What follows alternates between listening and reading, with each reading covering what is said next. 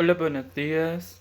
Me llamo Carlos y hoy nosotros hablaremos de el mundo hispanohablante de este a oeste, de norte a sur, que sabemos nosotros, y el español más oriental.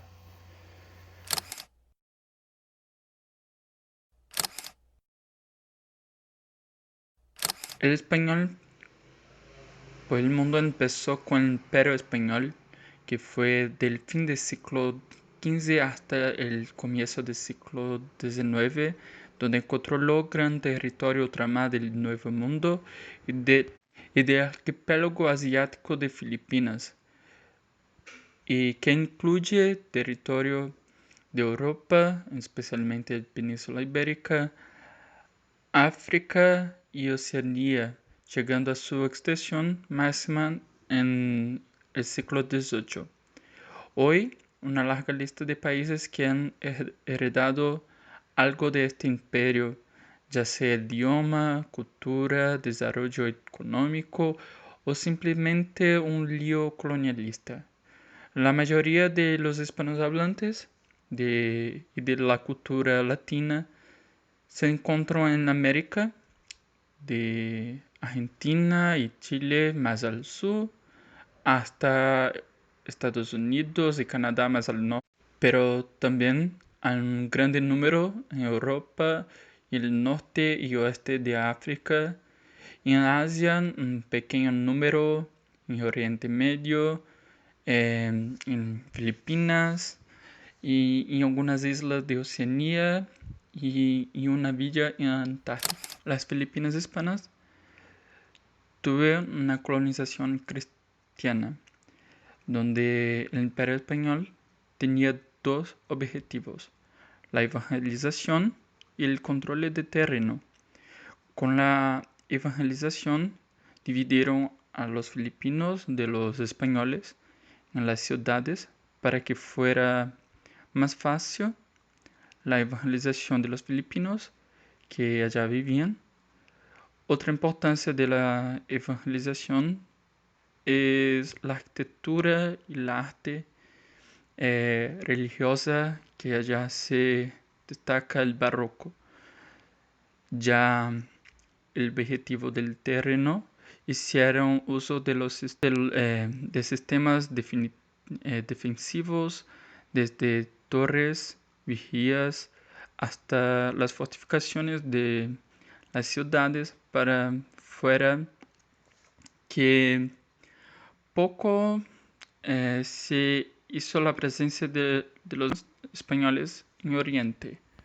En Filipinas hay poquísimos hispanohablantes, especialmente que sean de lengua materna, pero el español que se destaca en Filipinas es una variante criolla, que es la lengua chabacano, que vive en la gran mayoría en Zamboanga, que es una provincia que hay otras variantes que vienen de esta variante criolla.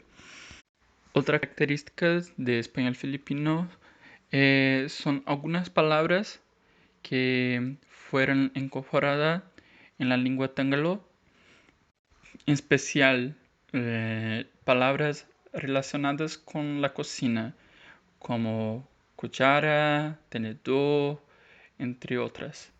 En Filipinas hay una gran mezcla de cultura eh, latina con cultura estadounidense y cultura china, especialmente eh, la cultura china con la cultura latina del periodo colonial del imperio, en que hay una mezcla de arte y arquitectura y de la cocina china con la cocina latina.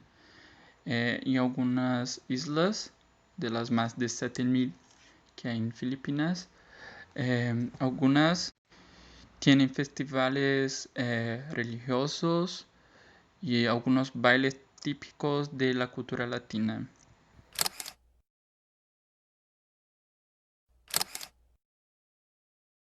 muchas veces nos olvidamos que la lengua española no es solamente en la América Latina o en la Europa. Eh, la lengua, la cultura latina se expandió por todo el mundo. Es una de las lenguas más habladas del mundo. Y nosotros pensamos que solo hay acá en la América Latina donde nosotros podemos platicar, podemos viajar para conocer la cultura y la lengua española. Y no, nosotros tenemos todo el mundo, incluso África, Oriente Medio, Asia, Oceanía. Nosotros tenemos muchos otros partes del mundo, lo cual podemos estudiar, practicar y conocer la lengua y la cultura latina hispana.